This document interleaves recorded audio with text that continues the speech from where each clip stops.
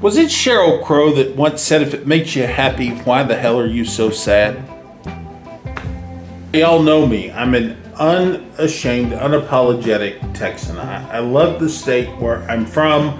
I love the place I was born in, but check it out. Sometimes it feels like a burden to me.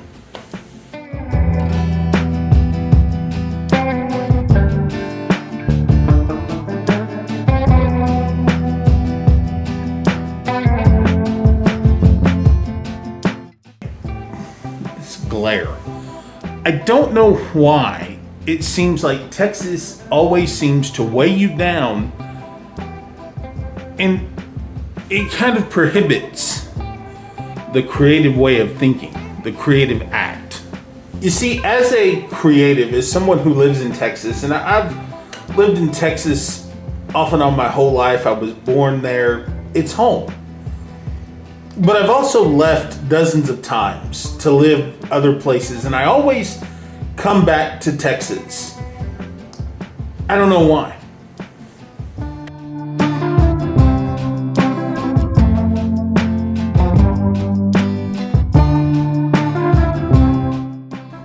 You know, I'm sitting here in North Las Vegas, looking out at the mountains, the desert, the blue sky, the clear air. And we have a lot of those same things back home in Texas. But it just doesn't quite hit the same. Maybe it hits differently. And y'all know me, I love my state. I love where I'm from. It's my home. But something's got to give. See, I feel like on this journey of life, you have people who are all in for restrictions and creating a moral code, the moral compass, and expecting all of us to live by them.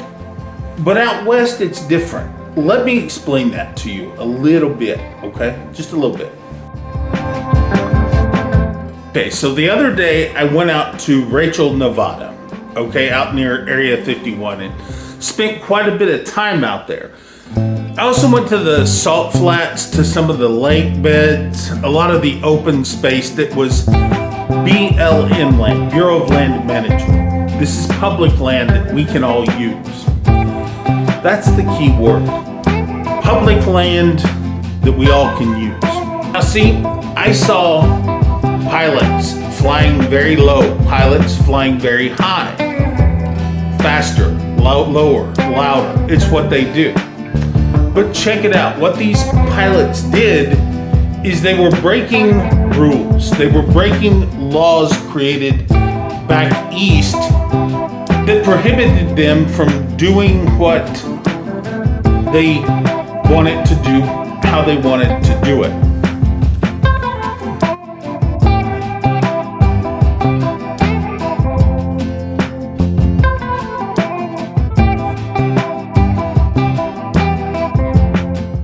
Think about that. Not having a bunch of laws that restrict you and prevent you from living life the way that you want to do it. That's a very magical thing. And I realized something pretty quickly when I saw that people were out in the desert breaking these blanket laws. You see, they were just out there doing their thing, doing what they do. And the laws that are created back east and the laws that are created in these state capitals don't work for everyone. They just don't. See, the laws that prevent somebody from making a rocket car or flying faster, louder, lower, whatever, right? And doing things outside of these contemporary laws that people back east who play it safe all the time or pay to play, they can't live without those laws. They can't function without those laws. But in the free world, it's different. See, that's my question. Is it freedom with fences? You know, I'm a firm believer that people should be able to live their life in accordance with the way that they want to live it, so long as it doesn't hurt anyone. That's a libertarian point of view. You know, as long as you're not out there killing somebody, destroying someone's property, or something like that, then what difference does it really make? None at all. None.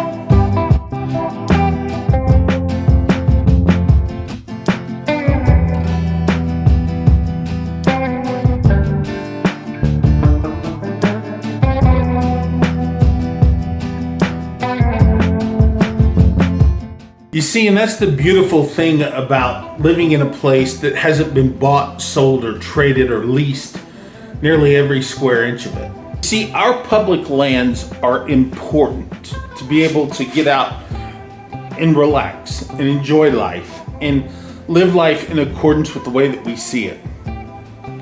We have to protect those public lands, but we also have to keep them lands from being bought, sold, traded, and leased.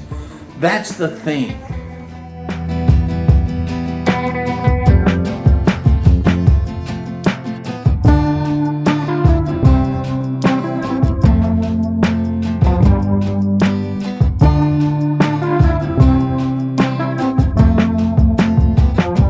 You see, as Texans, we've sold our soul to the almighty dollar. We've sold our soul to get rich quick. We've sold our soul to the people who have the highest leases. We've sold our soul to the politicians and the beliefs that the politicians know it all and we can trust them. That is the fatal mistake that we've made in Texas. See, Chris Christopherson once said, "Freedom is just another word for nothing left to lose." Maybe we've got nothing left to lose back home in Texas. Maybe we just think too much of the almighty dollar, and we think about how we can privatize things and how we can sell things off in order to make ourselves a little bit more of a nest egg. And maybe that's what's killing us.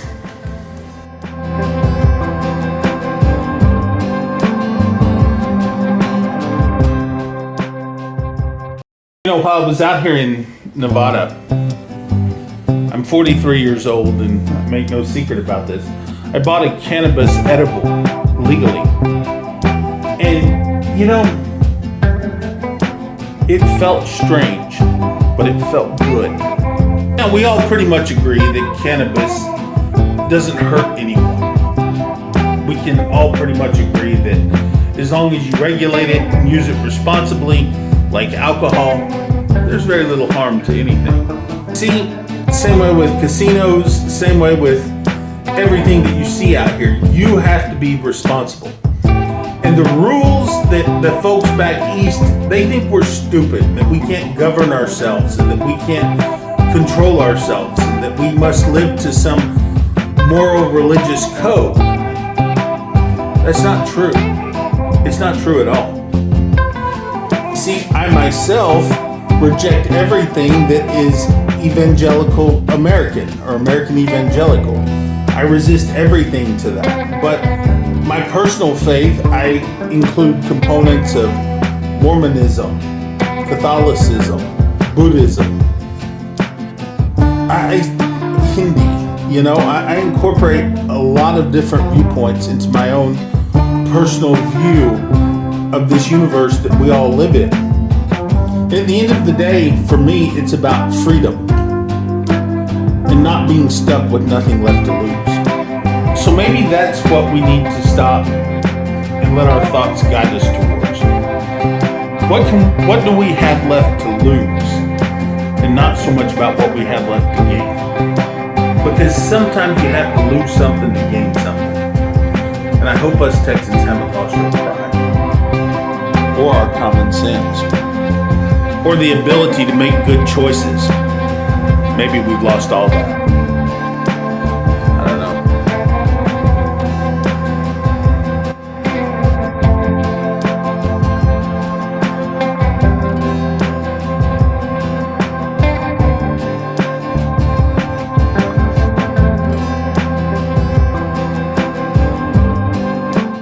All right.